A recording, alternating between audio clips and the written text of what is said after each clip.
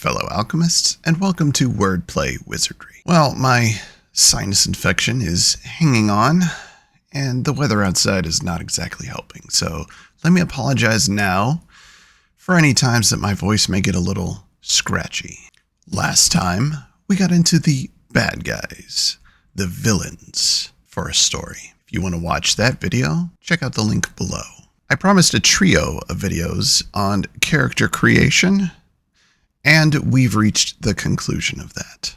As such, with this video, we'll be looking at a character's quirks and flaws. To start us off, I want to discuss a phenomenon. It's called a Mary Sue, or Gary Stew. If you're not familiar with the term, it refers to a character, who is often female, who is seemingly good at everything. Amazing looks, highly skilled, charismatic, apparently flawless. I'm sure a few examples come to mind. Now, here's the thing. The vast majority of examples aren't true examples.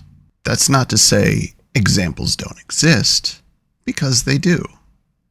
But most are not true Mary Sues. For most of them, it's simply hate towards strong, independent, confident female characters. As if that was such a terrible thing. Having a strong female lead in your story is perfectly fine, provided she has flaws, because we all have them. And that's what I want to discuss. We are all flawed in some way. And before you get upset, I'm not saying that to be hurtful. I'm saying it because it's true. Flaws aren't just the big things. The majority of the time, our flaws are small. In fact, there's an easy way to prove that we all have flaws. If humans didn't have flaws or imperfections, every sporting event would end in a tie. Every race, every game, every painting would be perfect. There would be no blooper reels for television shows or movies. There would be no fail videos on the internet. If we didn't have flaws, everyone could do anything at any time. But that simply isn't the case.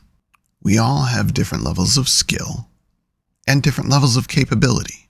In simplest terms, any lower level of skill could be seen as a flaw. Now, the traditional view of a flaw is something like being messy or hot-tempered. However, for our purposes, those are going to be more like character quirks. But it's important that a written character has both, because that makes them feel real. Though I will say the majority of this goes primarily for human characters. Other races have different systems, and you'll need to define those in order to understand them. An example? Say you have a big brute of an alien, standing just over 2 meters tall and 400 kilos. A human powerlifter may be in the world record range by being able to squat 450 kilos. But for our alien example, maybe that's light or average. So the scales would have to adjust. Just in the same way, they may have to adjust for an elf and archery accuracy. But back to flaws. A good rule to keep is that for every positive trait your character has, they also have a negative trait. For every positive, there's a negative. Doing so will create a well-rounded, average, and flawed character. Having more positive traits than negative creates a slightly flawed character. And, hopefully you can see where this trend is going, having more negative traits than positive creates a deeply flawed character. One thing you can do when creating a character is have a list of traits. In this case, have it split into 2 columns: good traits and bad traits. For a balanced character, Every time you give them a good trait, you also give them a bad trait.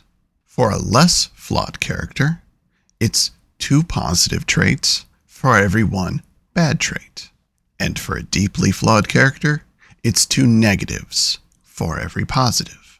At some point, I may create a list of character traits and post it to the Tyburn Hill website. However, for now, you can find a lot of these lists online. Once you've created a few characters and you're familiar with these traits, you won't need these type of aids anymore. You'll just give your character the necessary traits and keep going. One last thing to keep in mind. Some of the traits that you'll give your character won't be seen in your story. Some will, absolutely, but not all, which means you can pick and choose what gets your focus. All, or just the necessary ones. So long as you know your character and understand them, there's a little leeway to choose what you focus on creating. Let's move on to something a little deeper, and that is backstory. Just like flaws, all humans have quirks. Some are innate, like a sense of humor, and some are influenced, like a focused nature. Or maybe it's vice versa. Either way, as I said in the first video, our past influences our present and our future. Backstory is something that doesn't always appear inside a novel, but is a solid tool for an author. The lessons we learn in our past influence our decision-making in the future. Backstory dictates how a character will comport themselves. Let me give you an example. Someone recently asked why I decided to make Simon Rigel in the Star Runner series adopted. And the simplest answer is that I needed a way for him to be separated from the military world. He didn't grow up around it, so he was learning about ships and service at the same time as the audience. So I asked, what is a way to accomplish this? What was the best way to keep him from knowing, to have that outsider's perspective? And the answer was adoption, sending him away from his birth family. Was it the only answer? No, but it was the one I chose, and it had deeper consequences as well. It made him more anxious when the possibility of finding his birth parents arose. It made him push to find them, to learn about his family. He asked questions about them to the people who knew his parents, and it had an effect on his attitude. In the series, Simon accepts his situation fairly early and rather easily. He realizes he's adopted as a teen, yet he doesn't hold it against his adoptive parents. Throughout his childhood and adult life, his adoptive parents love him and encourage him. They are good parents. Is that always the case? No. But here, it is. Once Simon realizes that not only are his birth parents alive, but they're also missing, finding them becomes the driving force behind his actions. He goes out of his way to investigate, sometimes even leaving the war effort behind to do so. In the Oddity Academy series, Damien Hunt is a deeply flawed character, and it is in large part thanks to his backstory. His birth resulted in the death of his mother, which led to his father becoming angry and bitter.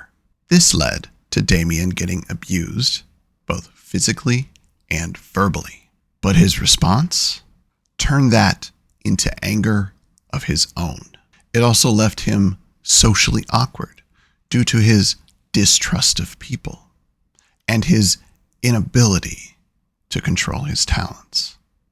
Because his father didn't accept him or his gift, he struggled to maintain control. A proper home would have seen him get guidance and therefore keep control. As such, he seems to struggle more than the other students at the academy, which leads to more anger, which in turn leads to self-exile and more awkwardness, a perpetual cycle of hate and loathing, until one girl gives him a chance. And that's our protagonist or main character, Katie. Her reaching out is an act that goes against everything he's learned, and it changes him. But now we're getting into character development or character growth. And that's something that happens over the course of a story. And we're not talking about that just yet. This is still the creation process. Let's go back to a few more examples, just to give you an idea. In Oddity Academy, there's a character named Kyle Banks, or, as he prefers to be known, the All-Knowing. Kyle is, quite literally, the smartest person on the planet. He knows and remembers everything. If man has written it, he remembers it. However, all that knowledge has left him arrogant. He has no social skills and almost no self-control. If he wants to do something, he simply does it. There's an argument to be made that Kyle is in fact a deeply flawed character. The reason being because his superior intellect has stunted other aspects. He doesn't understand emotion all that well. Doesn't understand that there's more to things than just facts. In Star Runner, Mia presents herself as having few flaws, but she's a normal human, just like the rest of us. It could be argued that her bravado is a flaw, but I see it more as a brave face, or perhaps armor. I would, however, say that a couple of her bigger flaws are her unconscious mistrust of people and the desire to prove herself. The mistrust comes from years of people who are outside her close circle letting her down. And the need to prove herself has led to confidence that borders on arrogance and a hot head. Some flaws we can fix over time. Some are just a part of us. After a while, Mia loses the need to prove herself. And with it goes a lot of the arrogance. But the hot-headedness is a little slow to get the memo. It's not always on display, but with the right spark, her anger roars to the surface. Quirks and flaws are important, perhaps even more than our positive traits. Why? Because they reveal our humanity. For other races, it's the same, minus the human side. Their flaws and quirk reveal what's inside them. No matter the race or gender or even species, flaws make those characters whole. And, more importantly, they add to the decision-making process. A hero will always choose to fight evil. Sometimes it's reluctantly, sometimes it's gallantly. But their quirks and flaws will dictate how they fight. Someone who's hot-headed may just charge right in, no thought to consequences. An intellectual may think themselves into inaction because of all the variables they have to consider. The good guy with questionable morals may take a more nuanced approach, something sneaky. How we answer questions depends on our past. It's all the building blocks coming together. It takes time to build them, but over the course of that time, they reveal themselves. And once shaped, those blocks influence and dictate what happens in the future. It is the same for you, and it is the same for your characters. Flaws and quirks may be ugly, but they're what make characters great. They're what make them whole. Flaws and quirks are what make characters real. So, no Mary Sues. No Gary Stews. Break your characters. Just a little bit. Or maybe a lot. If it'll make them more compelling. What you're after is real. Relatable. None of us are perfect. And that includes me. And it should include your characters as well. Besides, without a flaw, your characters wouldn't have anything to overcome. An internal struggle just as powerful as an external one. And I think that is where we will leave it for now. As always, if you'd like to see me discuss something in greater detail, leave a comment below.